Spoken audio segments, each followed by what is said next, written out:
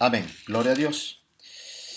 Una vez más, mis amados hermanos, que el Señor los bendiga a cada uno de ustedes en el nombre de Jesús. Vamos a, en este día, pasar a la administración de la palabra del Señor. Así que le invito a que usted pueda abrir su corazón, su mente, para que el Señor pueda obrar en cada una de nuestras vidas. Amén. Que cada uno presente delante del Señor esa necesidad de hambre y sed de su palabra, y que su palabra pueda caer en buena tierra como una buena semilla y pueda dar los frutos que el Señor anhela de cada uno de nosotros. Vamos en esta mañana, hermanos, a meditar en algunas cosas que son importantes en nuestra vida como creyentes, como hijos de Dios. Definitivamente hay cosas, si nosotros nos analizamos, hermanos, todo lo que corresponde a la vida cristiana, a la vida espiritual, hay muchas cosas necesarias, obviamente.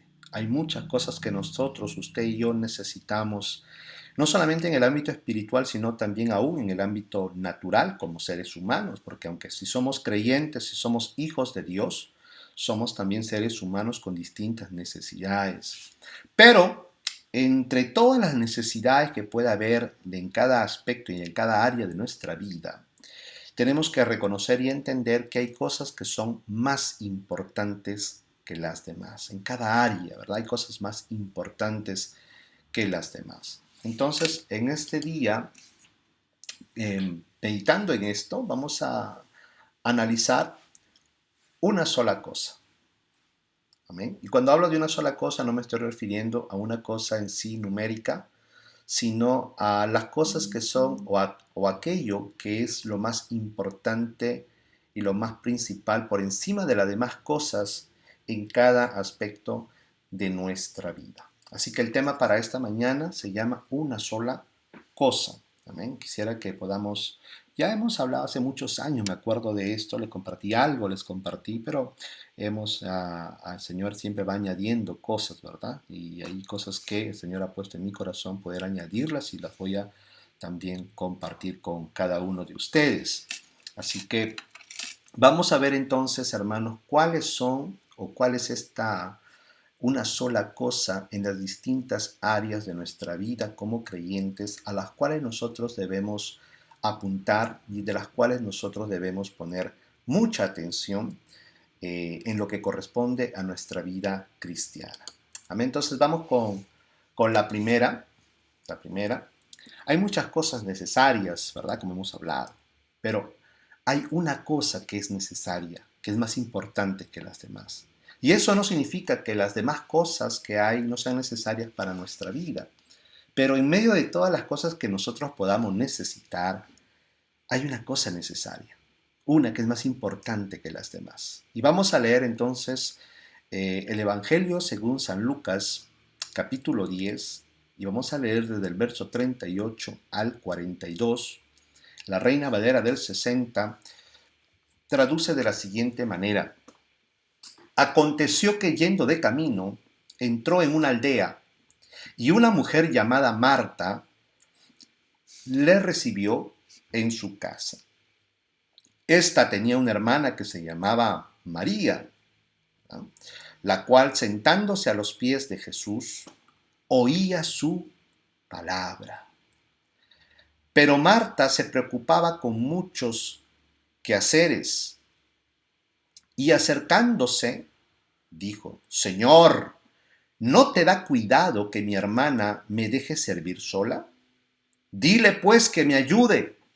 Respondiendo Jesús le dijo, Marta, Marta, afanada y turbada estás con muchas cosas, pero solo una cosa es necesaria, y María ha escogido la buena parte, la cual no le será quitada.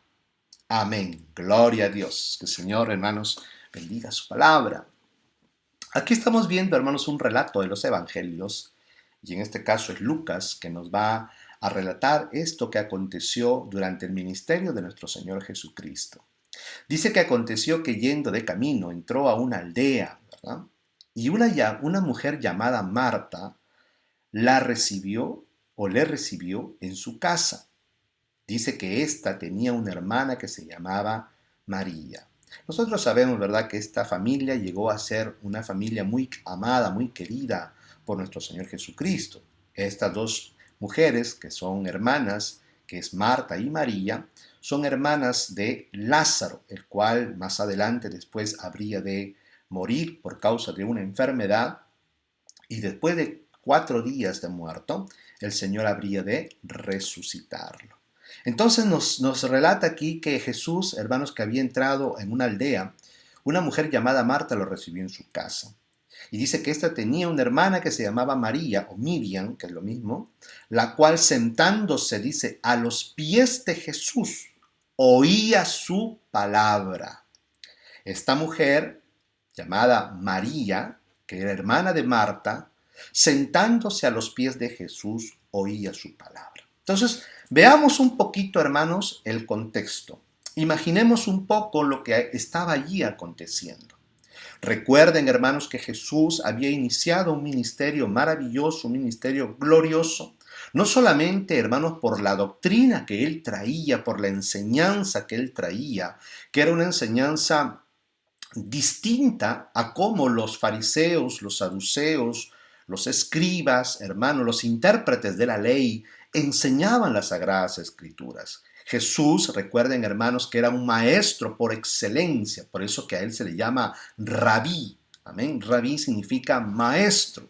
Él era un maestro por excelencia de la Torá, de las sagradas escrituras, de la palabra de Dios, pero él le daba un enfoque tal vez no tradicional como el resto de los maestros de Israel, no como el resto de los rabinos que muchas veces interpretaban las escrituras bajo el lente, hermanos, de las tradiciones de los ancianos, de las tradiciones de los sabios. Mas, sin embargo, hermanos, Jesús, que es el Hijo del Dios viviente, él, hermanos, siendo el rabí de rabís, el maestro de maestros, habría de darle una interpretación a las Sagradas Escrituras de una manera distinta. Pero no solamente por causa de su doctrina, sino también, hermanos, recuerde que Jesús estaba ungido con el Espíritu de Dios, con el Espíritu del Eterno, y él, hermanos, en su obra mesiánica, ¿amén?, en su, diríamos así, la tarea que Dios le encomendó, pues, hermanos, hacía prodigios, señales, milagros, de manera que su fama se había extendido por toda la tierra de Israel y aún más allá. De manera que multitudes seguían al Señor.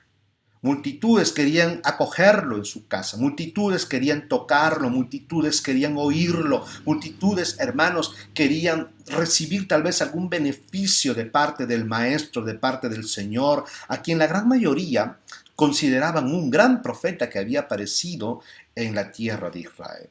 Después de casi 400 años, hermanos, de silencio, donde no había aparecido, hermanos, profeta de parte del Señor, después de Juan el Bautista aparece el Señor. Por 400 años el Señor permaneció en silencio. No se había manifestado ningún profeta al pueblo de Israel. Amén, que anunciara la palabra del Señor, que se levantara y que dijera, así dice el Señor.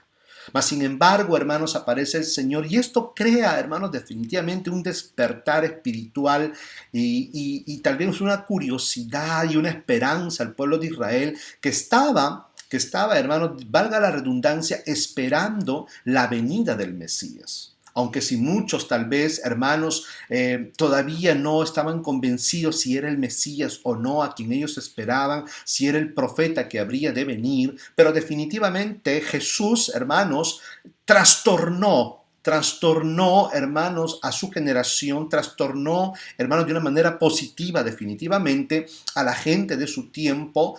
Transformó a sus contemporáneos, aquellos que lo oían, aquellos que lo veían, entendían que había algo distinto en este maestro, veían que había algo diferente en este rabí, veían que este hombre verdaderamente era un hombre enviado de parte de Dios, porque nadie haría las señales que él haría, al menos de que Dios estuviera con él, como lo confesó incluso Nicodemo, que era un fariseo. De manera, hermanos, de que multitudes seguían al Señor. Ahora, vemos aquí, hermanos, que él entra a una aldea y una mujer llamada Marta le recibió en su casa. ¿Ok? Ahora, Cuando alguien recibía a un rabí, a un maestro, en su casa, obviamente, imagínense, él no estaba solo, estaba él, sus discípulos, y tal vez, y cuando hablo de sus discípulos, no solamente me refiero a sus 12, ¿ok? Ellos eran sus más allegados. Pero después de esto había 70, recuerda, y había otra multitud que lo seguía, que querían escuchar sus enseñanzas. Entonces imagínense usted la gran multitud que habría albergado y que se habría concentrado de alguna manera en la casa de Marta, la cual había invitado al Señor. No lo sabemos si solamente estaba Jesús y sus 12, o tal vez Jesús y los 12 y aparte otros más, no lo sabemos realmente, pero lo que sí caracterizaba, hermanos, en aquellos tiempos, y esto quizás va un poquito fuera de nuestra cultura, ¿verdad? Era la cultura de aquellos tiempos, es que cuando un rabino enseñaba, la costumbre era que eran los varones que se sentaban a oír las enseñanzas del maestro. Y las mujeres, definitivamente, obviamente me refiero cuando un rabino era llamado o era invitado en una casa, ¿verdad? Un maestro ilustre, un profeta era invitado a una casa, en una familia, y habían invitados, las mujeres se dedicaban, hermanos, a cocinar, a atender, a servir, propio de alguna manera de lo que es, hermanos, los quehaceres de la casa, en atender a los invitados. Imagínese usted, pues como le dije, no sabemos cuánta gente entró en aquella casa, pero debería de ser una gran multitud, de manera que manos faltaban para poder atender y para poder servir. Mientras se preparaba tal vez la comida, el banquete, lo que Marta, según su posibilidad, podría haber querido ofrecer al Señor y a sus invitados, a sus discípulos, definitivamente, hermanos, Jesús estaba en la casa, rodeada de los varones, de sus propios discípulos y de otra gente que habían entrado, enseñándoles la palabra del Señor.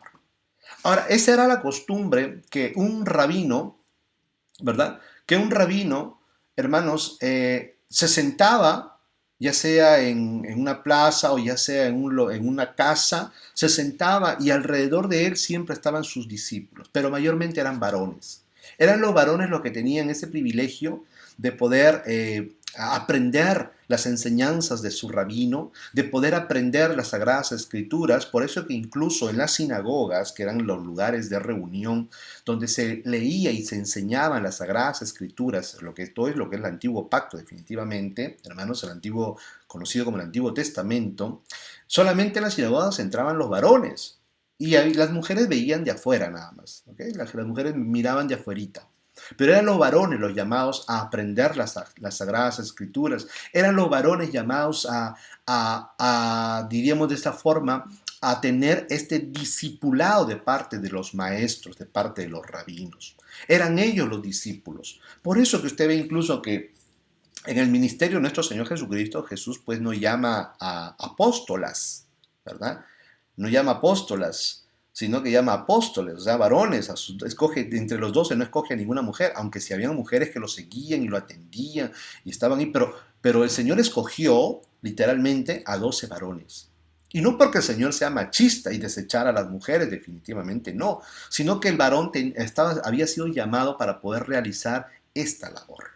Amén. Entonces era raro, hermanos, en una situación, en una familia, en una casa donde se invitaba a un maestro, era raro que las mujeres que formaban parte de al menos las que formaban parte de la familia, ¿verdad? Que eran los anfitriones que estaban recibiendo y tenían la misión, pues, de atender, ¿verdad? Era raro que una mujer, sobre todo una mujer, hermanos, se sentara a los pies de un maestro, de un rabino, a oír sus enseñanzas. Era muy raro. La mujer era más dedicada por su misma naturaleza y por el mismo diseño como Dios la ha creado, a atender, hermanos, a servir, a cocinar y a hacer todas las cosas necesarias para poder atender a esta persona ilustre, a este maestro ilustre que había entrado en su casa y que él pueda estar cómodo y que pudiera, hermanos, recibir una buena atención, que pudiera, hermanos, recibir una buena comida, él, sus discípulos y todos los que habían sido de alguna manera invitados, los que habrían entrado en aquella casa. Entonces no se veía, hermanos, mujeres que formaban parte de esa familia de la casa, que se sentaran pues a los pies del maestro queriendo oír las enseñanzas. Es como imagínense usted, ¿verdad? Imagínense usted en casa, ¿verdad? Sobre todo las hermanas, imagínense ustedes, hermanas, que llega un personaje muy importante en casa y ustedes son ahí 3 hermanas y 2 varones, por decirlo así. Los varones van a estar con el invitado, lo van a hacer sentar, van a conversar, mientras es lo que es lo clásico, ¿verdad? Las mujercitas, las damas se van a dedicar a la cocina, a preparar y esto y lo otro, y que hay que picar, y que hay que sazonar, y que hay que hacer aquí, que hay que hacer allá. Eso es lo normal y lo natural. Mayor aún en esa época, mayor aún en esa cultura. Entonces, nos dice aquí, hermano, y recuerde que solamente era Marta y María, eran dos mujeres en aquella casa.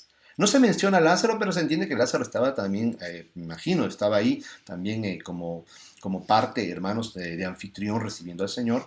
Entonces, pero aquí se nos narra y resalta dos personajes, ¿verdad? Es Marta y María. Y dice que esta mujer llamada Marta tenía una hermana que se llamaba Miriam, la cual sentándose a los pies de Jesús, oiga eso, sentándose a los pies de Jesús. Esta era la característica de los discípulos varones. Eran los varones que se sentaban a los pies de sus maestros y aprendían, escuchaban sus enseñanzas. Las mujercitas estaban más afanadas en las cosas, en los quehaceres, en las cosas naturales, hermanos, del hogar y del servicio y todas estas cosas. Pero aquí vemos algo que la hermana de Marta, que es María, va a hacer, una actitud de parte de esta mujer. Y esta María dice, sentándose a los pies de Jesús, oía su palabra.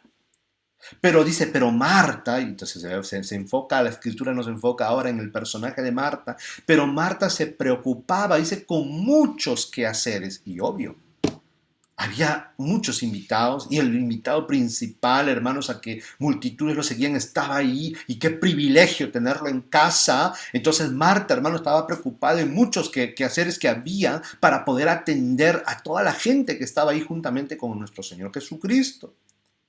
Y viendo ella a su hermana, hermanos, que en vez de darle una mano, en vez de ayudarla a preparar la comida, a atender, a pasar los platos, los vasos, el agua, el vino, no sé, según la costumbre, en vez de que María la ayude, ella ve que María está sentada a los pies del Señor, escuchando sus enseñanzas.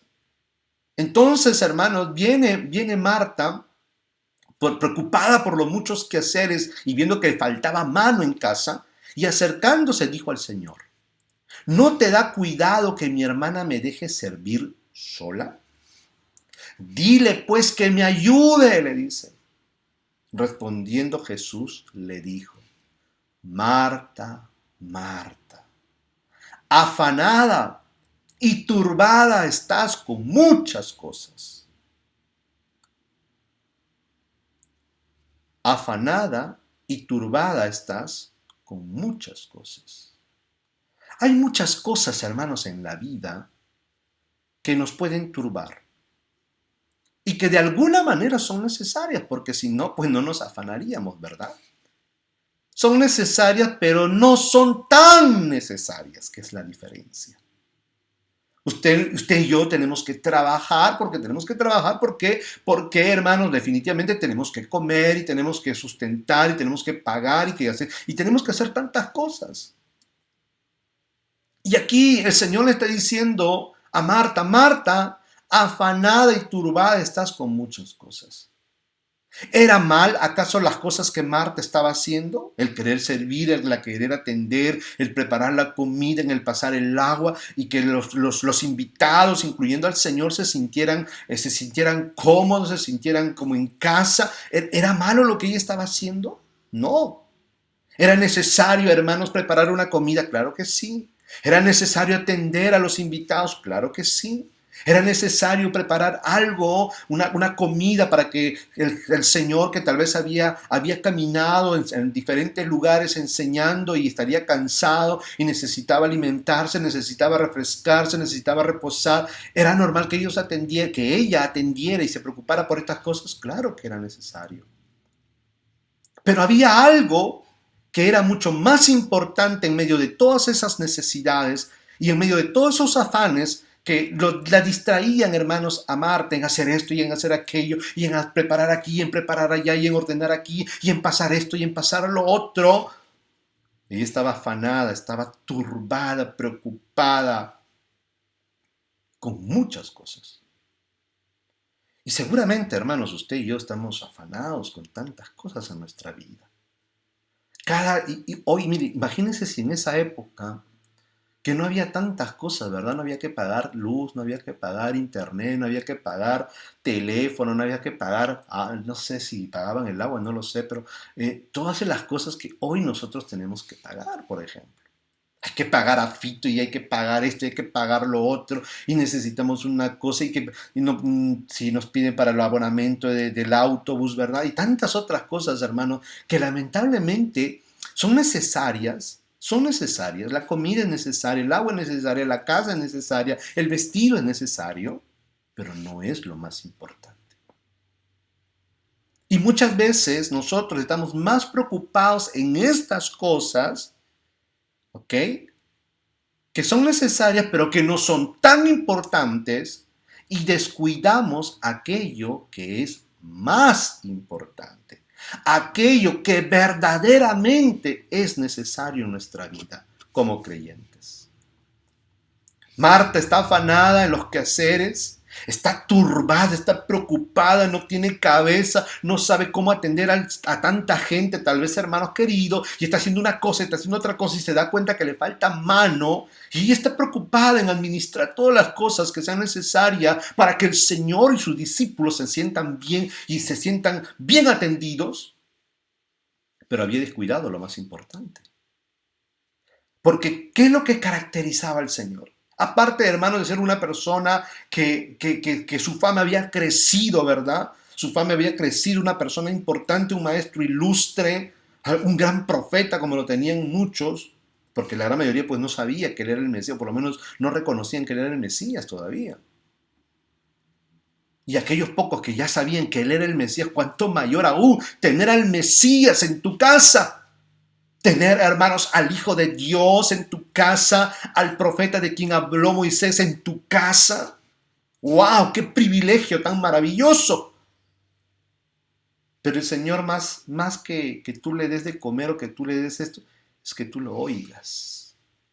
Porque Él es maestro, porque Él es Señor, porque Él es Rey, y es cierto que necesita ser servido, pero Él sobre todo su misión importante a la cual vino a desarrollar, aparte de ofrecer su vida como sacrificio por la redención del mundo, vino a enseñar la palabra de Dios. Vino a traernos la verdad de Dios. Vino a traer el mensaje del Evangelio. Un mensaje que daba vida, un mensaje que daba esperanza. Entonces, en medio de tantas cosas necesarias para la vida y para lo que tenía que hacer, Marta estaba afanada en tantas cosas. Marta está afanada en muchas cosas, y no solo afanada, sino que está turbada. Porque definitivamente cuando nos enfocamos y nos afanamos en las cosas meramente necesarias para la vida, y a veces incluso nos afanamos en cosas que no son necesarias, que no las necesitamos, pero aún así nos afanamos. Nos afanamos en conseguir, nos esforzamos en conseguir aquello, y no solamente estamos afanados, sino que eso trae turbación a nuestra vida. Nos turba, nos preocupa porque queremos alcanzar, porque de repente no nos alcanza el dinero, aquello que queremos comprar, aquello que necesitamos, o aquello, hermano, que nos hace falta en la casa y estamos pensando cómo obtenerlo, de dónde sacar el dinero, cuánto nos falta y cuánto tenemos que ahorrar, y estamos ahí afanados, turbados. Y a causa de estos afanes y a causa de esta turbación, descuidamos aquello que es más importante y aquella cosa, y aquella sola cosa que era necesaria. Por eso el Señor le dice: Marta, Marta, afanada y turbada estás con muchas cosas, pero solo una cosa es necesaria, le dijo. Y María ha escogido la buena parte, la cual no le será quitada. ¿Y cuál era esa cosa, esa sola cosa necesaria? ¿Qué es lo que había hecho María? María, en vez de afanarse por los quehaceres, en vez de afanarse y turbarse, hermanos, por las tantas cosas que habrían de hacer que forman parte de la vida cotidiana, prefirió sentarse a los pies de Jesús para oír su palabra. Y eso es, hermano, lo que el Señor, por ejemplo, cuando lleva a Israel al desierto, lo saca de Egipto y lo lleva al desierto. Hermanos, y luego que ellos tenían hambre, recuerden ustedes, ¿verdad? Porque ya estaban días de camino en el desierto, tienen sed, luego tienen hambre y se quejan y se lamentan. Y dice, ¿para qué nos sacó el Señor de la tierra de Egipto? Y el Señor, hermanos, les envía pan. Pero les envía un pan del cielo, que era el maná. ¿Y qué significa maná? ¿Qué es esto? ¿O qué es eso? ¿Verdad? Porque era algo que ellos nunca habían visto. Dice que parecían hojuelas de maíz, ¿okay? Parecían algo así como hojuelas de maíz, que caían en el desierto. Primero caía el rocío y luego caía el maná, que era pan de príncipes, pan de ángeles. Era la comida de los ángeles. Y el Señor, hermanos, envía este pan celestial para que su pueblo Israel pudiera vivir, para que pudieran sustentar la vida, para que pudieran alimentarse. Les da el privilegio de comer pan de ángeles, pan de príncipes. Pero el maná tenía, hermanos, un significado, ya que su proveniencia no era algo que venía del mundo, no era algo terreno, no era algo que ellos podían conseguir con su esfuerzo, y por lo cual no tenían que afanarse, porque recuerden que cuando el hombre cayó, ¿qué le dijo el Señor? Comerás el pan ¿con qué? Con el sudor de tu frente. Comerás el pan de la tierra. Y todo lo dice, y labrarás la tierra, y la tierra, ¿qué cosa te producirá? Espinos y cardos te producirá. Y comerás el pan con el sudor de tu frente, con tu trabajo. Estarás afanado, estarás preocupado, estarás turbado para poder obtener el pan de cada día. Pero cuando Dios le da el maná, era algo que ellos no trabajaban para, ellos solamente esperaban. Se levantaban en la mañana, salían fuera de sus tiendas, ahí en el desierto, y encontraban el maná. Era, hermano, la porción diaria que Dios le daba a su pueblo para el sustento. Era algo que ellos no podían conseguir con su propia fuerza, solamente esperaban que Dios les enviara. Solamente ellos, hermanos, estaban confiados de que al salir al día siguiente de su tienda, al amanecer, encontrarían su porción diaria para el sustento de ellos y de su familia. No tendrían que sudar para conseguirlo, no tendrían que trabajar para conseguirlo. ¿Y qué es lo que Dios les quería enseñar? Que no solamente este maná representaba la palabra de Dios. Por eso que dice, no solamente de pan, dice, yo te llevé por aquel desierto y te di el maná para que comprendas que no solamente de pan vive el hombre, sino de toda palabra que sale de la boca de Dios. ¿Por qué? Porque así como el pan, hermanos, nos da vida porque es un alimento, ¿verdad? Es un alimento que proporciona nutrientes a nuestro cuerpo y nos da vida, podemos permanecer con vida, nos alimenta. Así la palabra de Dios nos da vida, alimenta nuestro espíritu. Y eso nos da vida, no solamente, hermanos, estamos hablando de vida para este mundo, sino nos da la vida eterna. Por eso, hermanos, que el Señor le dice a Marta, Martita, tú estás turbada, estás afanada con tantas cosas, pero solo una cosa es necesaria. De todas las cosas necesarias de las cuales tú estás afanada y turbada, solo una cosa es necesaria. Y María, tu hermana, ha escogido la buena parte, la cual no le será quitada. Y eso era lo que María estaba haciendo. Se había sentado a los pies de Jesús. Una actitud que solamente tenían los varones. Una actitud que es característica de un discípulo, de uno que quiere aprender. Y María había tenido ese sentir, hermanos, de poder sentarse a los pies del Señor y oír su palabra. Aprender su palabra. Escuchar la palabra del Dios Todopoderoso por los labios de nuestro Señor Jesucristo. Y eso era lo más necesario. Esa era la única cosa más importante de todas las más cosas que eran necesarias para la vida cotidiana. Por eso que cuando el Señor, hermano, le dice a los judíos, ¿se acuerdan cómo les dice a su pueblo? Por nada estéis afanosos. Buscad el reino de Dios y su justicia. Dice, ¿por qué os afanáis en el día de mañana? ¿Qué habéis de comer? ¿Qué habéis de beber? ¿Qué habéis de vestir? Mirad las aves del cielo, que no siembran ni cosechan ni guardan en graneros, mas vuestro Padre Celestial las alimenta todas ellas. ¿No valéis vosotros mucho más que aquellas aves? Mirad los lirios del campo, que son las flores, que no tejen ni hilan, pero más sin embargo ni siquiera el rey Salomón se vistió con tanta hermosura como una de ellas. Y si Dios viste a la hierba que hoy es y que mañana se marchita y es quemada, ¿no hará mucho más con vosotros, hombres de poca fe?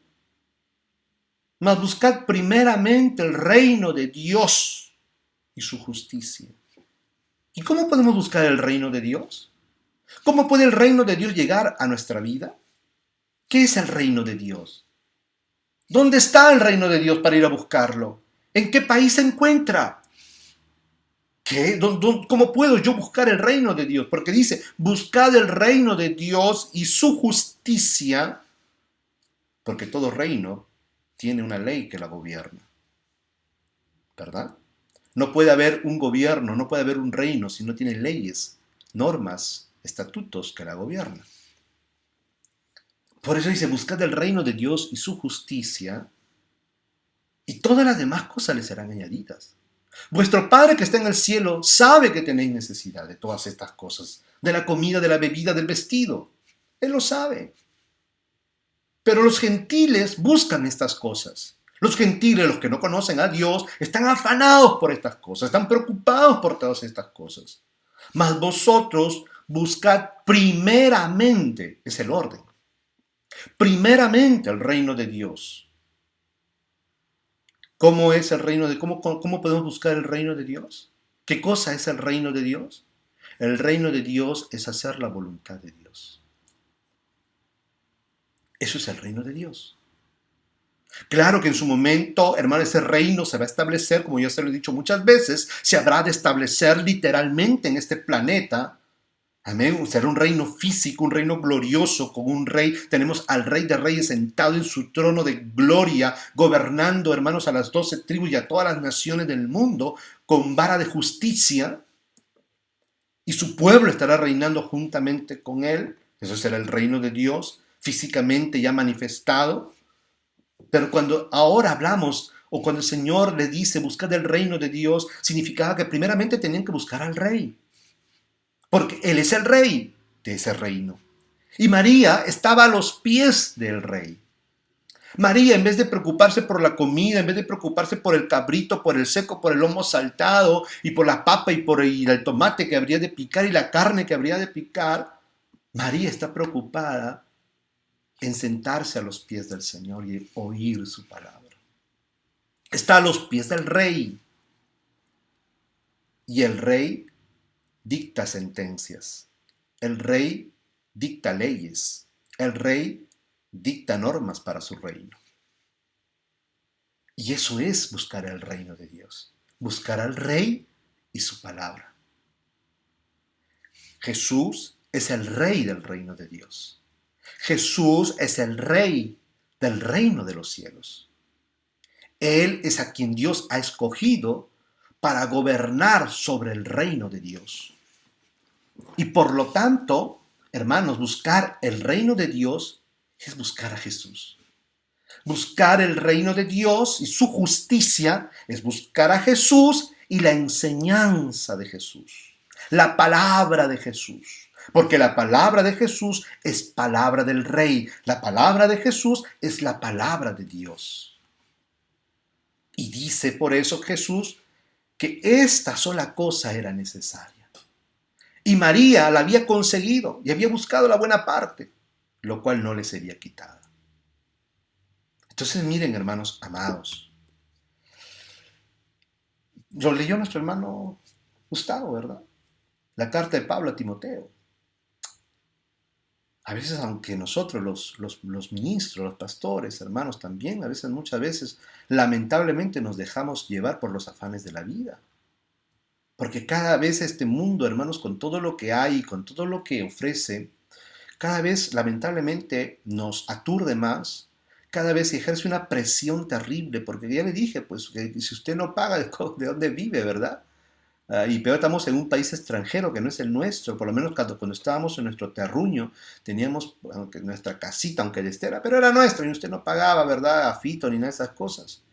En cambio, hermano, aquí pues tenemos que pagar a Fito, tenemos que pagar, si usted ha comprado su casa, tiene que pagar su mutuo, y hermano, y estamos en cada cosa, y afanados en una cosa y en otra cosa, y hay que comprar acá, y hay que pagar aquí, llegan las boletas, y se necesita esto, y se necesita el otro, y hay que trabajar, y a veces no sabemos de dónde sacar, y ahí estamos, afanados.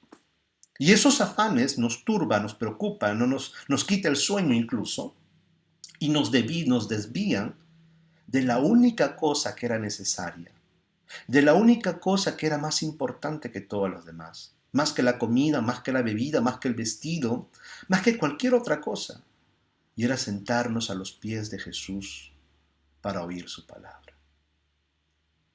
Gloria a Dios, hermanos, por cada uno de ustedes, que por ejemplo en esta hora están sentados a los pies del Señor, delante de la presencia del Señor, para oír su palabra. ¡Qué bendición más grande! Hay muchos hermanos que hoy no lo están haciendo. Yo no lo sé por qué. Hay muchos hermanos que tal vez no han entrado, y como no solamente hoy, sino también, usted ve, los martes o los jueves, peor todavía, mengua, ¿verdad? Si domingo y martes todavía hay casi la cantidad de personas es casi la misma, entre 20, 21, 22 personas, por ahí estamos. Pero los días jueves, mengua.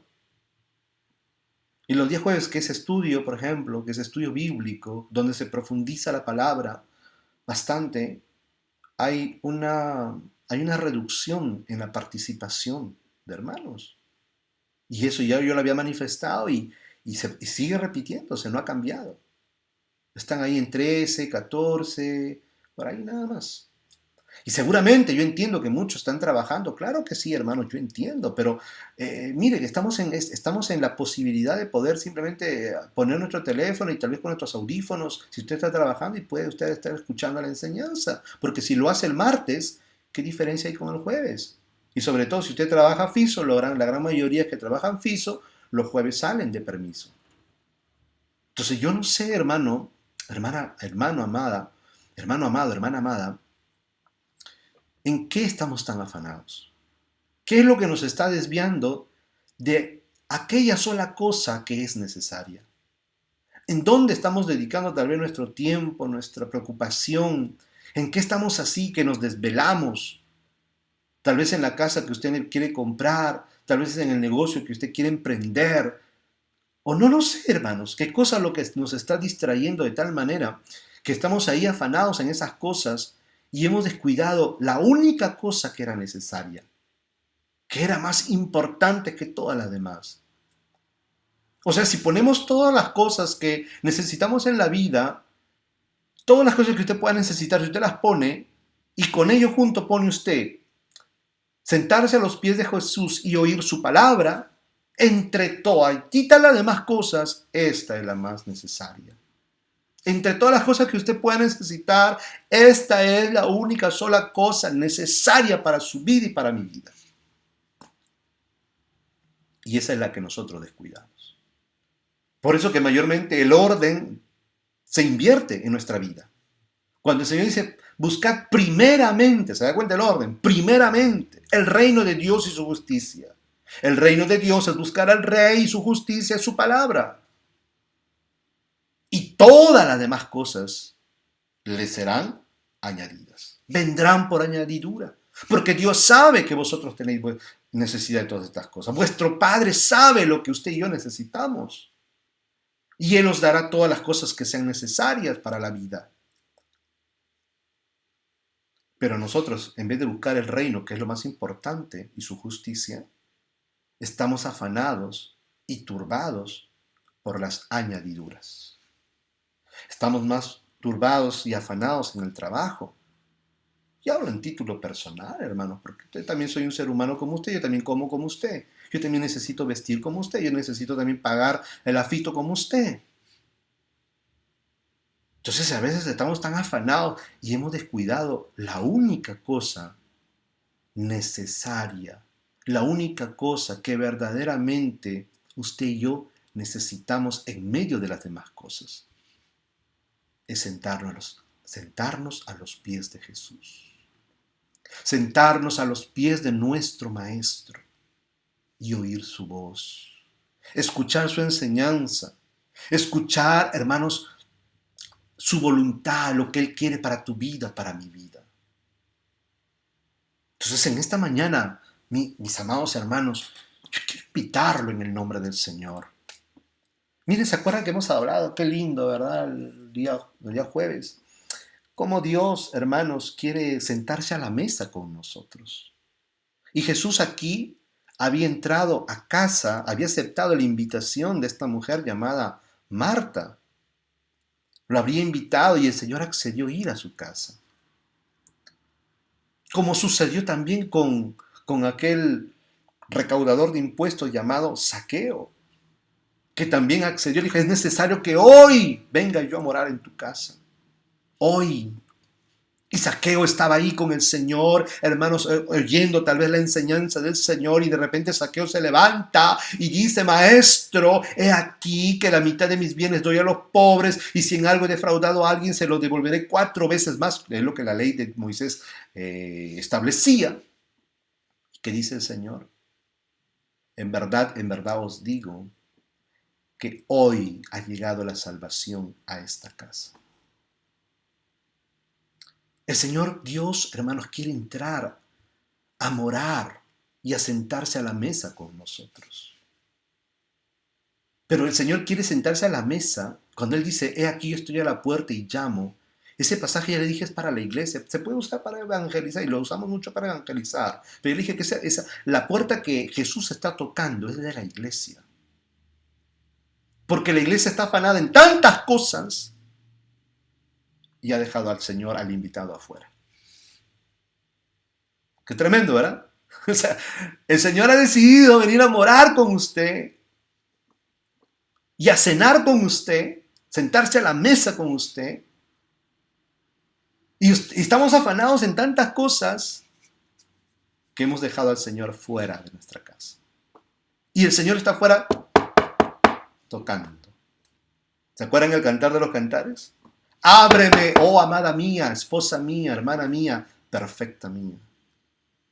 Que mis cabellos están empapados con el rocío de la lluvia. ¿Y se acuerdan que yo les he enseñado qué significa eso, verdad? En el Deuteronomio dice, porque la palabra del Eterno, ¿qué cosa es? Es como el rocío de la lluvia. ¿Amén? Que destila. La enseñanza es la que como el rocío de la lluvia que destila. Entonces el Mesías le está diciendo, ábreme, amada mía, iglesia, ábreme. Que tengo una enseñanza, tengo palabra para ti. ¿Y qué le dice a la amada? Oh, ya estoy dormida. Ya me he descalzado mis pies, ya me he desvestido. Está acomodada. Y el amado insiste y ella nada, no le abre. Hasta que el amado deja de tocar y dice que el amado mete su mano por la rendija y de su mano goteó mirra. Y cuando el amado hace eso, el corazón de ella, hermano, salta y reacciona y dice, abriré a mi amado. Y se va y le abre a su amado y su amado ya se había ido. Y sale ella a la calle y pregunta, ¿verdad?, a las doncellas de Jerusalén, oh, doncellas de Jerusalén, ¿habéis visto a mi amado? Y dice que salió a buscarlo, pero su amado ya se había ido. Y dice, y mi alma salió detrás de aquel quien ama mi alma. Entonces, miren, qué lindo, hermanos, el Señor quiere venir a sentarse en la mesa, pero no para que nosotros le atendamos, porque Él no necesita nada. Él quiere sentarse a la mesa juntamente con nosotros. Marta invitó a Jesús a su casa y Jesús aceptó. Pero Él aceptó ir a su casa para que Él ella se sentara a su mesa con él. Marta se dedicó al servicio, que no estaba mal. Claro que está bien porque era necesario hacer esas cosas. Pero había algo más necesario, más importante entre todas esas cosas que María lo entendió. Y era sentarse a los pies del Maestro y oír su palabra. Eso era lo que Jesús quería. Y eso es lo que Jesús quiere con tu vida y con mi vida. Él quiere cada día, está llamando a tu puerta, a mi puerta, a tu puerta, porque Él quiere morar contigo, morar conmigo. Él quiere cenar contigo, Él quiere cenar conmigo. Pero Él no quiere que tú le hagas banquete, que tú estés afanado a ver qué le haces al Señor, qué le preparas al Señor. No, Él quiere sentarse a la mesa y quiere tener comunión contigo. Él quiere que tú lo escuches, que tú y yo lo oigamos, que tú y yo podamos oír su voz, oír su palabra, podamos deleitarnos en su presencia. Eso es lo que Jesús quiere. Entonces, en medio de todas las cosas necesarias, una cosa es necesaria. Y es sentarnos a los pies de Jesús para oír su palabra. Amén. Gloria a Dios. ¿Cuántos podemos decir gloria a Dios? Amén. Número 2. Una cosa soy. Si usted y yo tendríamos que presentarnos, o cómo quisiéramos que el resto de los creyentes y de las personas nos vean, ¿cómo quisieran que usted lo viera? O sea, quiero dejarme entender. ¿Cómo quisieran ustedes que el resto de sus hermanos cristianos lo vean a usted? ¿Cuál es el concepto que usted quisiera que el resto de sus hermanos cristianos tengan acerca de usted? Y vamos a leer, hermanos, lo que va a decir el apóstol Pablo en su primera carta a los Corintios, capítulo 3, versos del 5 al 8. Dice la palabra del Señor en la Palabra de Dios para Todos, la versión Palabra de Dios para Todos, 1 Corintios capítulo 3, versos del 5 al 8 dice: ¿Es Apolos el más importante? ¿Es Pablo el más importante? Solo somos siervos de Dios, que los hemos ayudado a ustedes para que tengan fe. Cada uno de nosotros hizo el trabajo que el Señor le dio. Yo sembré la semilla y Apolos la regó, pero Dios la hizo crecer. Entonces, el importante no es el que siembra la semilla, ni el que la riega, sino Dios quien la hace crecer. El que planta y el que riega son una misma cosa, mas cada cual recibirá su propio galardón conforme a su mismo trabajo. Gloria a Dios. Gloria a Dios. Vamos a analizar un poco el contexto. Pablo está escribiendo a los corintios, a la iglesia que se encontraba en Corinto, porque había recibido información por algunos hermanos de que en la iglesia de Corinto que Pablo había fundado, se habían levantado muchos problemas. Había murmuración, envidias, contiendas, divisiones, habían cismas. Esto quiere decir que se habían formado bandos dentro de la propia iglesia. Se habían formado grupos que seguían y admiraban a un apóstol o a un predicador o a un maestro más que a otros. De manera de que se había fragmentado la iglesia de Corintios diciendo, unos decían yo soy de Apolos, otros decían yo soy de Pablo, otros decían yo soy de Cefas, que es Pedro, y otros decían yo soy de Cristo, o Crispo. Algunos piensan que es Crispo más que Cristo, porque entre todos ellos se mencionan maestros, ¿verdad? Bueno, puede ser Cristo también, no está dicho que no. Entonces, hermanos, muchos habían formado, se habían hecho seguidores, unos de Apolos, Apolos, según nos narra la Escritura, era un predicador muy versado en las Escrituras. Era un hombre muy inteligente, conocía las Escrituras de al revés y al derecho. Era un maestro por excelencia y tenía una buena facilidad de palabras. Entonces, cuando los corintios oían a Apolos predicar y enseñar las Escrituras, hermanos, profundizar en la palabra del Señor, ellos quedaban admirados, quedaban anonadados por la sabiduría que Dios había concedido a este varón llamado Apolos. Otros decían, no, nosotros somos fieles a Pablo porque él es el que nos ha traído el mensaje del Evangelio, gracias a él hemos conocido a Cristo y nosotros seguimos a Pablo, Pablo es nuestro héroe. Y otros decían, no, acá entre todos los siervos decían, Cefas es el más importante, porque ¿quién como Pedro que caminó sobre las aguas del mar? ¿Ah? ¿Quién como Pedro? Nadie caminó sobre las aguas del mar como lo hizo Cefas, el apóstol Pedro. Otros decían, nosotros somos de Crispo, o tal vez de Cristo. Crispos dicen algunas versiones incluso. Entonces, habían hermanos bandos en que consideraban al resto o a los predicadores, o a los apóstoles, o a los maestros, consideraban a unos más importantes que los otros. Y habían puesto su corazón, su mirada sobre estos varones, predicadores de la palabra de Dios. Entonces Pablo les dice a los corintios, ¿es Apolos el más importante? ¿Es Pablo el más importante? Y ahí podría añadir a la lista, ¿verdad? ¿Es Cefas el más importante? ¿Es Juan el más importante? ¿Es Mateo el más importante? ¿Quién es el más importante? Y mira lo que Pablo dice. Solo somos, ¿qué cosa? Siervos de Dios. Que los hemos ayudado a ustedes. Nosotros somos colaboradores de Dios. Dios nos ha enviado como siervos de Él y siervos suyos.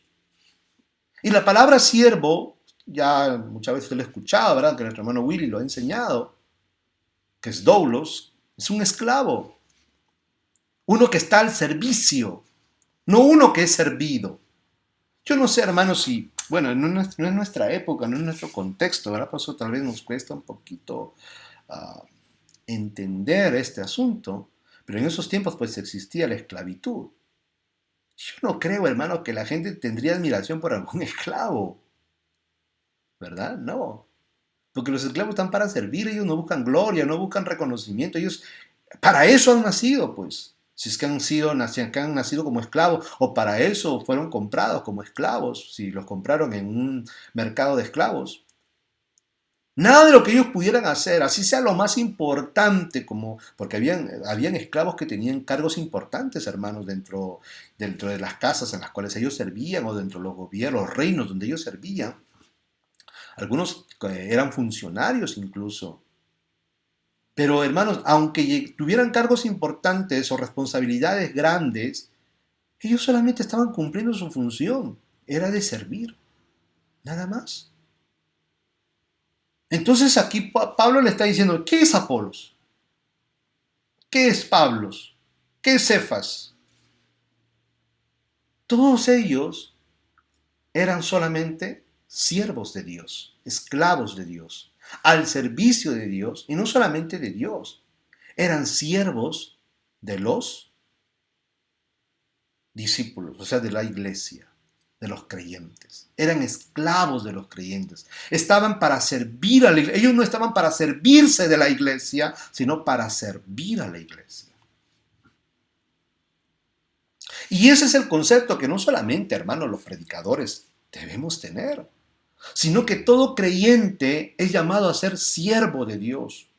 Usted, aunque sí somos todos hijos de Dios, pero el Señor también nos da, hermanos, esa función de poder ser siervos de Dios. Usted que es creyente, así tenga, hermanos, un día de convertido o de bautizado, usted es un siervo de Dios. Así tenga 20 años, 30 años, 40 años, 50 años de creyente, usted es un siervo de Dios. Yo soy un siervo de Dios. Independientemente si soy predicador, pastor, evangelista, de lo que sea, somos siervos de Dios. Y Dios nos ha llamado para servirnos unos a otros. Yo a ustedes, ustedes a mí. Entre nosotros tenemos que servirnos. Pero cada uno tiene que tener el concepto de sí mismo, de verse y sentirse como siervo de Dios y siervo de los demás. Lamentablemente, mis amados hermanos, hoy dentro de la iglesia del Señor se ha perdido esta parte del llamado de Dios para nuestra vida. Hoy la gente, o los creyentes, los hermanos en las iglesias, están con el mismo problema de los corintios. Están exaltando, hermanos, a los siervos. Y ahí se han formado. ¿Por qué cree que hay tantas denominaciones? ¿Por qué cree que hay tantas iglesias? Y aún esas propias iglesias se dividen, porque la gente sigue a hombres, ¿verdad? Unos admiran a Cash Luna, otros admiran a Maldonado, otros admiran qué sé yo, hermano, ¿a quién admira usted? ¿Verdad? A Dante Gebel. Yo no sé a quién están admirando, idolatrando. Armando Alducín, a Chuy Olivares. Yo no sé a quién usted está idolatrando. Y muchas veces ponemos al hombre como si fueran superhombres. Aquellos que son siervos los ponemos como algo más importante que todos y nos hacemos seguidor de esos hombres. Y es más, no solamente está el pueblo que hace de los siervos personas más importantes de lo que se les debería de reconocer, sino que aún ellos mismos, los siervos mismos, o sea, los predicadores mismos, los pastores mismos, buscan y anhelan ya no ser siervos, sino ser reconocidos con posiciones más importantes, como cargos más importantes, con títulos más importantes. Y esto lo demuestra, hermanos, diríamos así, la triste realidad que estamos viviendo dentro de las iglesias del Señor, donde podemos ver que la gran mayoría, por ejemplo, usted se va a Latinoamérica y a Norteamérica, casi todos aquellos que antes eran pastores, ya no son más pastores. Ahora han acuñado el título de apóstoles. Ya no quieren que se les llamen el siervo, ahora tienen que el apóstol. O si no son apóstoles, ahora son profetas. Quieren que le llamen, y todavía los llaman el profeta, el apóstol. Yo me acuerdo, hermanos, que una vez fui, o no fui, sino que dentro de la iglesia que yo participaba, cerca de mi casa, allá en Los Olivos, en Lima, Perú, había una iglesia donde yo participaba, que era la iglesia Divino Redentor. Y ellos participaban mucho en lo que eran los eventos apostólicos, proféticos. No solamente participaban, sino que lo organizaban. De manera que venían apóstoles de Guatemala, de Honduras, de El Salvador, de México, de Chile, profetas, maestros, venían. Era lo que era el ministerio quíntuple, lo que ellos le llamaban, ¿verdad? Y una vez recuerdo que invitaron al apóstol Alex González de Guatemala al culto, en un culto dominical de la iglesia. Y bueno, el apóstol estaba predicando, ¿verdad? Y así lo llamábamos, el apóstol Alex González. Y me acuerdo cuando todos, ya la iglesia estaba llenecita, hermanos, y entró, ay, hermano, ya llegó el apóstol, ya llegó el apóstol. Y nosotros ahí todos, hermanos, hermanos, como si estuviera entrando el Papa. Igual, cabalito, como dice nuestro hermano Rodrigo, ¿verdad? Y el hermano, pues el apóstol, ¿verdad? Todo con pecho de pavo inflado, ¿verdad? Y todos los hermanos que un poco más querían tocarle, besarle las manos o besarle los zapatos. Y entró y bueno, y comenzó después ya a predicar y bueno, y en medio de su predicación llamó, dijo, quiero llamar a alguien, tú hermano, a ver, le llamó a un hermano que estaba sentado y bien con su ternito, todo su corbatita, bien, ya un hermano que tendría, pues, nunca lo habíamos visto, tendría alrededor de 40 años, un varón, y le llama, hermano, ven, quiero hacer algo contigo, le dice, ¿tú quién eres? Le dice, ¿no? mi nombre es tal, fulanito de tal. ¿Qué cosa eres? Le dijo, ¿no? Dentro del cuerpo de Cristo. Yo soy un apóstol, le dijo. Ok, hermano apóstol. Wow. ¿Qué eres? ¿Tú qué eres? Hoy los cristianos están buscando reconocimiento. Por eso le decía, ya nadie quiere ser pastor, todos quieren ser apóstoles, porque es sinónimo de grandeza, sinónimo de autoridad, sinónimo de que son superiores a los pastores o a los evangelistas. Todos los pastores que yo conocí ahora son apóstoles. Los evangelistas son apóstoles o profetas. Algunos apóstoles y profetas incluso. Algunos tienen hasta los 5 ministerios. Dios santo de la gloria. Y a nadie quiere que se le reconozca como siervo, sino que hermanos quieren ser reconocidos, y si no son apóstoles, son reverendos. ¿Verdad? Oye, y buscan títulos, ¿verdad? Reverendo, o obispo, que se le llame no sé qué cosa. Pero todos están en la busca de grandeza, de fama, de poder, de sentirse más que los demás, de que los ovacionen, de que los idolatren, de que los admiren, de que les sirvan. Porque hermano, mire, yo recuerdo, y siempre se los he dicho, hermanos amados, yo respeto lo que hacen en las iglesias, ¿verdad? Yo no estoy para, pero esa no es la enseñanza pues que nos dio el Señor Jesús. Yo no estoy de acuerdo, hermano, y no es porque yo, sino porque la Escritura no está de acuerdo, el Evangelio no está de acuerdo con lo que hacemos en las iglesias. Y muchas congregaciones, hermano, lo que se hace en los púlpitos, que son los lugares altos que le llaman altares, yo no sé por qué le llaman altar, eso no es altar, pero bueno, ahí está, le llaman altares, en las tarimas, pues, ¿verdad? En las partes altas, donde está el púlpito, donde se predica. Atrás ponen siempre sillas, en muchas congregaciones. Y esas sillas son adornadas, hermanos, le ponen unas cubiertas de blanquito con flequitos y una serie de cosas que parecen tronos, ¿verdad? Adornados de una manera muy especial. O si no, la parte donde comienza la gente a sentarse, y también la primera fila le ponen ahí unas bancas especiales. ¿Y para qué son? Ahí se sientan los pastores que vienen de la misión, ¿verdad? Cuando llegan pastores de la misión o invitados y los sientan ahí están los pastores. Yo me pregunto, ¿y por qué se le tiene que poner al pastor silla adornada, con flecos, sillas especiales que parecen tronos, y a los hermanos de la iglesia en bancas feas, o si es posible hasta en ladrillo que se sienten? ¿Será que algo está yendo mal? ¿Será que los mismos pastores, hermanos, tienen un concepto equivocado de lo que verdaderamente son? ¿Qué cosa eres?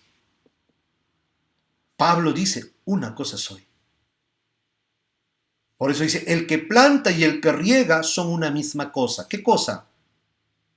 En el verso 5 lo dice, solo somos siervos de Dios. Una cosa eres. Si hay un concepto que tienes que tener de ti mismo, si hay un concepto que tengo que tener yo de mí mismo, es que no soy el pastor. Una cosa sola soy. Soy siervo. Una sola cosa eres. Eres siervo, eres una sierva. No busques grandeza, no busques fama, no busques admiración, no busques títulos, porque la gente del mundo hace estas cosas. Hoy la iglesia se ha convertido, los púlpitos se han convertido en plataformas para que la gente frustrada en el mundo que nunca alcanzó la fama, ahora la consiguen dentro de las iglesias. Ya sean cantantes, ya sean predicadores, lo que sea. ¿Por qué cree que admiran gente, hermanos? Dios santo, tienen admiradores, ahí los admiran a sus predicadoras, pastoras, las mujeres a las pastoras, ¿verdad? Yo no sé dónde han sacado con ese cuento, pero ahí están. A su nombre, gloria. Si hay el único que tiene que ser admirado, es nuestro Señor Jesucristo. Yo recuerdo, hermano, mucho un video que vi hace tiempo, y que me gustó muchísimo. Fue un concierto que hubo hace en los años 90, me parece, de Marco Witt. Cuando Marco Witt todavía en Soma estaba ahí, ¿verdad? Más o menos ahí, no tan chueco como ahora. Y es algo que le caracteriza a Marcos Witt. Yo te lo digo con nombre y apellido para que usted lo sepa, hermano. Este cantante cristiano, Marcos Witt, si hay una cosa que a él lo caracteriza, lo ha caracterizado siempre, es que ha hecho ovación de los hombres. Ovacionaba a los hombres. En vez de ovacionar al Señor, siempre ovacionaba a los hombres. A los cantantes, a los compositores. Y escúchelo, usted lo va a ver que siempre va a ovacionar, aplaudir y reconocer y engrandecer a los hombres. Esa es una característica de Marcos Witt. Y en pleno concierto, Marcos Witt empezó a hablar y a exaltar a muchos hombres, ¿verdad? Compositores que habían dejado como legado ciertos cánticos y reventaba cohetes a uno, reventaba cohetes a otro y por aquí y por allá. Y luego invita a Chuy Olivares, su amigo, el pastor Chuy Olivares de Casa de Oración de México, y le dice, bueno, ahora le toca compartir el mensaje de la palabra, porque en aquellos tiempos, al menos, hermanos, no solamente era un concierto de alabanza, sino que había conciertos de veces y había predicación de la palabra. Hoy no, hoy es todo fiesta, todo conciertos, hermanos, y no hay enseñanza, no hay palabra, no hay nada. Todo es espectáculo hoy, lleno de luces, humo y griterío y una serie de tonterías. Bueno, él lo llama Chuy Olivares. Y antes cuando lo presenta, le revienta cohetes, que era Chuy sí, que era uno de los más grandes predicadores, que por aquí, que por allá. Y Chuy, hermanos, se para y él dice, eh, cita un pasaje de los evangelios donde, donde el Señor dice, cuando, cuando vuestro Señor les diga que hagan todo lo que tienen que hacer, y después que hayan terminado todo lo que tienen que hacer, simplemente digan, siervos inútiles somos. Y Chuy decía que hoy, y estamos hablando de los años 90, imagínense que en los años 2021, que la iglesia había exaltado demasiado a los hombres en vez que al Señor. Y él hizo una pregunta, mire, la Biblia nos llama a nosotros siervos. Y es más, dice, cuando hayamos hecho todo lo que el Señor nos ha dicho que hagamos, cuando hayamos terminado, simplemente digamos, siervos inútiles somos, porque solamente hemos hecho lo que se nos dijo. ¿Qué gloria merecemos? ¿Qué mérito tenemos? Si solamente para eso hemos sido llamados, para eso somos siervos. ¿Qué recompensa queremos? Y Chuy hizo una pregunta a toda la multitud que estaba en ese lugar y dijo, ¿cuántos de nosotros ya hemos hecho todo lo que el Señor nos ha mandado? Levante la mano. Y en medio de ese auditorio gigantesco, que habría no sé cuántos miles de personas, nadie levantó la mano. Y delante habían cantantes, estaba Marco Barriento, estaba Juan Carlos Alvarado y otros cantantes cristianos, y habían pastores, y ninguno levantó la mano. Entonces el pastor Chuy dice, ¿se dan cuenta? Ni siquiera inútiles hemos llegado. Y usted anda aplaudiendo y admirando a un montón de inútiles. Es más, usted anda ovacionando y admirando a un montón de gente que ni siquiera inútil ha llegado. Cuando el único que debe ser ovacionado, reconocido, alabado y glorificado es nuestro Señor Jesucristo. Es el Dios eterno, nuestro Padre. Él es el único que merece gloria, honra y alabanza por los siglos de los siglos. ¿Y qué somos nosotros? Siervos de Dios, colaboradores de Dios. Porque tanto el que planta como el que riega son una misma cosa, siervos de Dios. Yo sembré, dice Pablo, Apolo regó con su enseñanza, con su doctrina, pero el que dio el crecimiento fue Dios. Entonces el importante no es el que siembra la semilla ni el que riega, sino Dios, quien la hace crecer. Y el que planta y el que riega son una misma cosa. Apolos y Pablo son una misma cosa. ¿Qué somos? Solo siervos inútiles de Dios. A su nombre gloria. Bendito sea el nombre del Señor. Y a Él, y solamente a Él, sea toda la gloria. Pues a ningún otro, dice el Señor, daré mi alabanza. No pondrás dioses ajenos, no pondrás ídolos delante de mí. Y lamentablemente nosotros hemos puesto ídolos delante del Señor. Demos al Señor solamente a Él la gloria. Y quiero terminar, hermanos, leyéndole, que estamos en la hora, pero quiero terminar, hay mucho todavía por desarrollar, pero quiero leer con usted lo que el apóstol Pablo escribe a los filipenses, en el capítulo 2, del verso 1 en adelante. Dice, por tanto, si hay alguna consolación en Cristo, si algún consuelo de amor, si alguna comunión del Espíritu, si algún afecto entrañable, si alguna misericordia, completad mi gozo sintiendo lo mismo, teniendo el mismo amor, unánimes, sintiendo una misma cosa.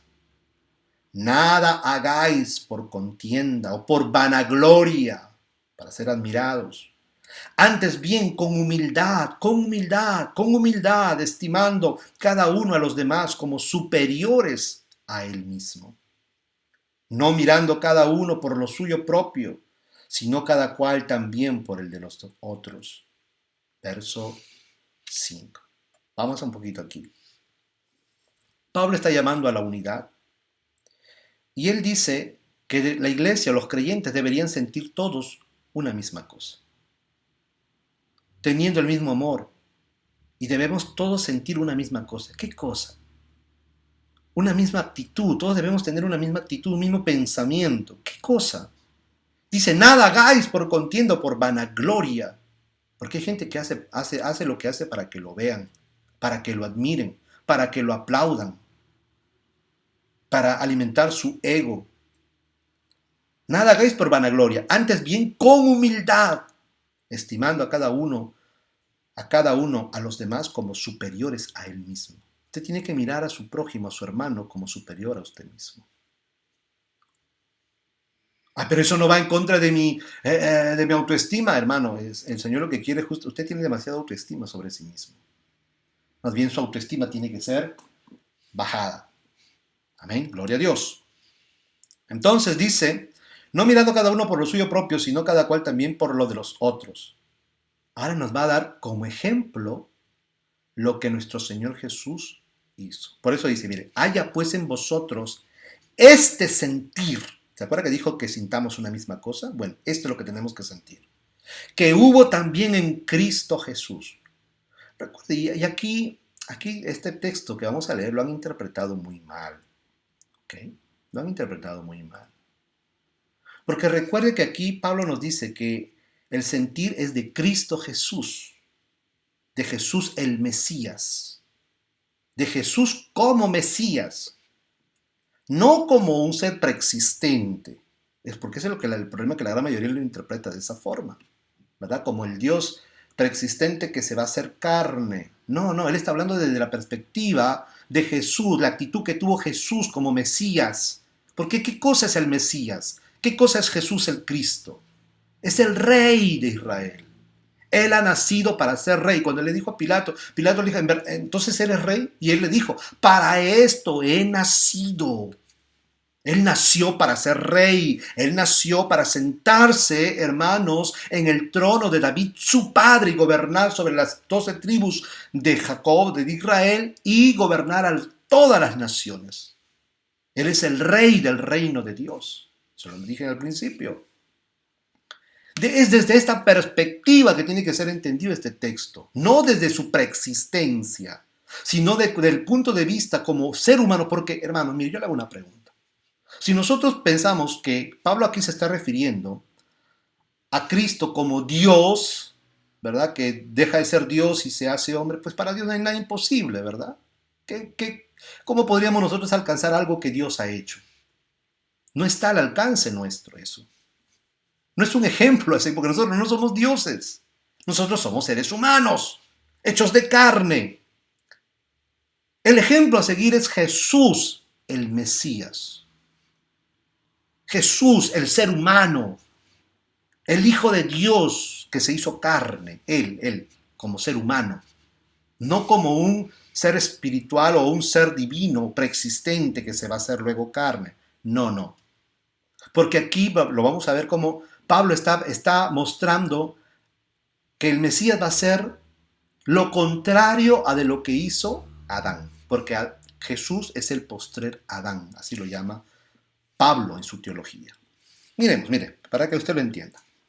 Haya pues en vosotros este sentir que hubo también en Cristo Jesús, el cual, siendo en forma de Dios, ¿por qué dice en forma? Mire, recuerda que está diciendo en forma, morfe, la palabra griega y es morfe, el cual siendo en forma de Dios. Entonces inmediatamente dice, pero ahí está hablando, ¿verdad?, de su preexistencia como Dios. No, no está hablando de su preexistencia. Está hablando, hermanos, que el Mesías como tal tiene forma de Dios. ¿Por qué? Porque recuerde que Él es el postrer Adán. ¿Cómo fue creado Adán? Dios lo hizo a su imagen y semejanza. Hagamos al hombre a nuestra imagen, a nuestra semejanza, mire, y señoree sobre las aves del cielo, sobre los peces del mar y sobre las bestias del campo. Adán, cuando fue creado, traía la imagen de Dios, la forma de Dios, no solamente en sus atributos, de justicia, de amor y de misericordia, sino que todas esas cosas Dios se lo dio a Adán para poder señorear, para poder reinar, para poder gobernar sobre la creación. Esa fue la razón. Él lleva la imagen de Dios para ser Señor, para ser rey de toda la creación, Adán. Pero él la pierde por causa del pecado. Pero mire, ¿por qué la pierde? Vamos a ver. Haya pues este sentido igual hubo también en Cristo Jesús, el cual siendo en forma de Dios, porque al ser el Mesías y al ser el postrer Adán, él tiene la forma. Por eso se acuerda que Pablo dice también a los colosenses, él es la imagen visible del Dios invisible. Él es la imagen del Dios invisible. ¿En qué sentido?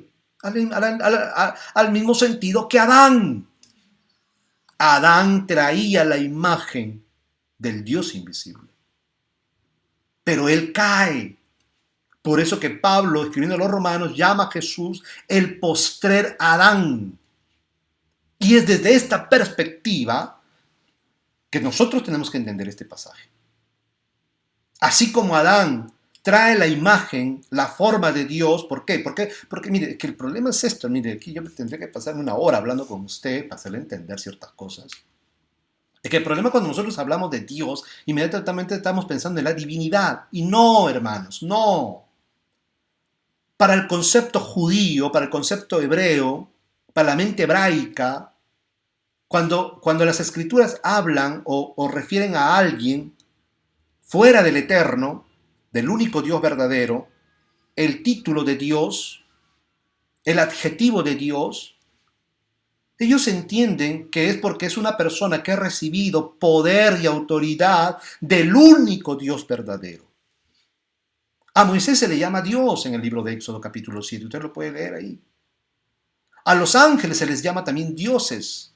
A los jueces de Israel que gobernaban Israel antes de los reyes se les llama dioses. A los reyes de Israel también se les llama Dios, Elohim. ¿Y qué significa eso? ¿Que son divinos? No, sino que son seres con poder y autoridad. Incluso a Satanás mismo, las escrituras lo llaman el Dios de este siglo. ¿Por qué? Porque es un personaje que tiene poder y tiene autoridad. Eso es porque la palabra Elohim significa eso, poder. La palabra El significa poder. Pero entre todos esos poderes pero todos ellos no tienen poder y autoridad innatas en sí mismo. Son delegados del único Dios verdadero. Adán ya era Dios, o sea, tenía forma de Dios, porque Dios lo había creado a su imagen y semejanza y le había dado poder y autoridad para reinar o gobernar o señorear sobre toda la creación. Pero ¿cuál fue el problema? ¿Cuál fue el engaño de la serpiente? Del diablo, que el Señor lo reprenda. ¿Qué le dijo? ¿Se acuerda usted? Le dijo a Eva, con que Dios ha dicho que no coma. Y ella dice, no, Dios nos ha dicho que de todos los árboles podemos comer, menos del árbol que está en medio del huerto, que es el árbol de la ciencia o del conocimiento del bien y del mal. Entonces, porque Dios nos ha dicho que el día que de él comamos, ciertamente moriremos. Entonces, ¿qué le dijo a la serpiente? No moriréis, sino que sabe Dios que el día que de él comáis, seréis como dioses, conocedores del bien y del mal. Entonces, ¿qué pasó? Se le abrieron los ojos a Eva de la emoción y tomó del fruto y comió ella y su marido, Adán, porque querían ser como los dioses. Querían ser dioses. Ya tenían, eso es lo que ellos no entendían, ya tenían forma de Dios. Ellos eran dioses en el sentido de que tenían poder y autoridad y tenían la imagen y la semejanza del Dios Todopoderoso, al igual que los seres celestiales. Los seres celestiales también tienen la imagen y la semejanza de Dios. Pero ellos anhelaron algo más. Ellos, en vez de conformarse con lo que era y entender que si habían recibido esa autoridad y ese poder de parte del único Dios verdadero, ellos también tenían que entender que ellos eran siervos, aún a pesar de la investidura de la cual Dios los había dado, ellos tenían que ser siervos. Pero ellos querían, hermanos, tomar sus propias decisiones, porque un siervo hace las órdenes o recibe las órdenes o hace la voluntad de su Señor. En cambio, uno que ya tiene quiere hacer por sí mismo. Y eso fue justamente el fruto del conocimiento del bien y del mal, para que ellos pudieran decidir por sí mismos lo que era bueno y lo que era malo, y no a Dios, que era lo que le decía lo que debían de hacer y lo que no debían de hacer. Entonces aquí el Mesías va a recapitular en todo lo que Adán falló. Entonces por eso dice, mire, aunque él siendo en forma de Dios, no estimó el ser igual a Dios como cosa que aferrarse. Y aquí la escritura o la traducción de la Reina Valera nos juega sucio. ¿Ok? Porque dice, no estimó el ser igual a Dios como cosa a que aferrarse. Cuando usted va al griego, dice distinto. Dice, no tomó por rapiña ser igual a Dios. ¿Ok? No toma por rapiña. ¿Qué es rapiña? Es arrebatar algo que no es tuyo. O sea que el Mesías no va a anhelar lo que hizo Adán. Adán no se contentó con lo que era. Quiso ser algo más por el engaño de la serpiente. En cambio, el Mesías, que estaba en la misma posición de Adán antes que cayera, ¿okay?, con la imagen de Dios y siendo él el rey de Israel y de todas las naciones, porque para eso había nacido, él no anhela algo más. Todo lo contrario. Por eso dice, mire, él no rapiña el ser igual a Dios como algo. O sea, él no rapiña por arrebato ser igual a Dios. Eso es lo que dice en el griego original. Él no rapiña ser como Dios. O sea, él no anhela ser igual a Dios. O sea, ponerse a la posición, que era lo que el diablo quiso, y lo que Adán también quiso.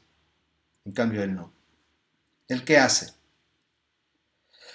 Dice, como cosa que, sino que se despojó a sí mismo. Ya era rey, ya tenía forma de Dios por ser el rey de Israel, rey del reino de Dios, tomando forma, se despojó a sí mismo, o se anonadó a sí mismo, tomando forma de siervo. O sea, es como que, por eso que al Señor nunca lo vieron ni con capa, ni con corona, ni con nada. Si tuvo alguna corona, fue corona de espina. Él era rey, pero no lo vemos sentado en un palacio, no lo vemos sentado en el trono de David, su padre. Él era humilde. Por eso que la gente no podía reconocerlo como Mesías. Porque se hizo, ¿cuál fue el detalle? No estimó el ser igual a Dios como cosa que aferrarse, sino que se despojó a sí mismo, tomando forma. Aquí está nuevamente la parte forma, ¿se da cuenta? Y la forma no es una naturaleza. incíntrica en sí misma. Él tenía forma de Dios, no está hablando de su naturaleza, está hablando de una posición. Él cambia de posición. Es como decir, pasa de ser rey, se despoja de corona, se despoja de manto real, se despoja de todo, que por legalidad le pertenece, por derecho le pertenece, pero él no lo toma, sino que se pone las vestiduras de siervo, de esclavo. Por eso que lava incluso los pies a los discípulos, que era un trabajo que hacían los esclavos.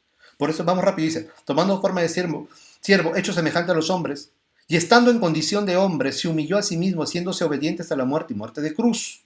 O sea, se humilló, se hizo siervo completamente del Padre, y no solamente del Padre, sino de los hombres, porque él estuvo al servicio. Por eso él dice, yo no he venido para ser servido, sino yo he venido para servir. Por lo cual Dios también le exaltó hasta lo sumo y le dio un nombre que es sobre todo nombre, para que en el nombre de Jesús se doble toda rodilla de los que están en los cielos y en la tierra y debajo de la tierra, y toda lengua confiese que Jesucristo es el Señor. De esclavo, ahora van a confesar que él se hizo esclavo, siendo Señor, se hizo esclavo, siendo Rey de Israel, se hizo esclavo, se hizo siervo.